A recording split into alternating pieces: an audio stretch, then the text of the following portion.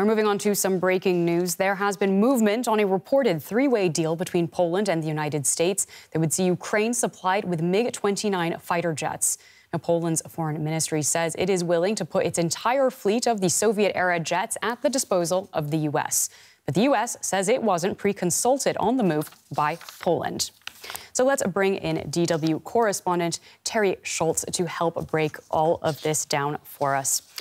Terry, let's talk about this new development. Poland announcing it's handing over its MiG-29 fighter jets to the United States. They could now be sent on to Ukraine. How significant is this update?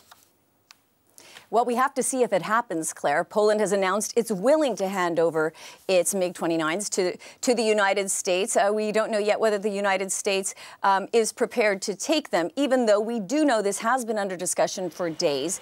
US Secretary of State Antony Blinken confirmed that over the weekend. So we know that this has been something that Poland and the United States have been discussing. And of course, we hear from Ukraine daily that they need more fighter aircraft. Of course, they'd really like a no-fly zone, but that's not in the works at the moment. So we need to see whether this happens. As I understand it, the Polish government would then expect the United States to take over any of the roles that the MiGs are playing at the moment once they leave. So this is really a deal in the works, and we're seeing the negotiations sort of play out in public. So there are a lot of pieces still in play here.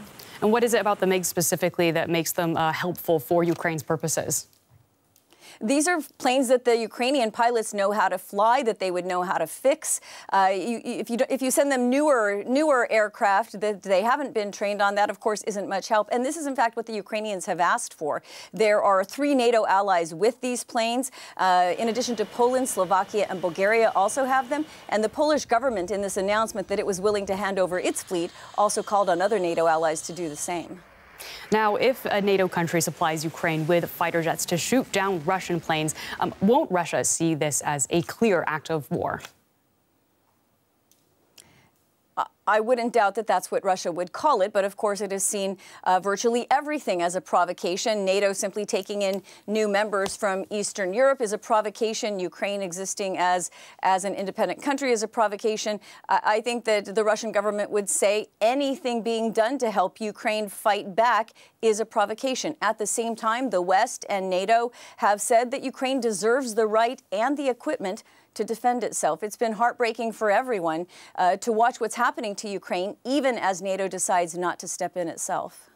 Our correspondent, Terry Schultz, thank you so much for joining us with that update.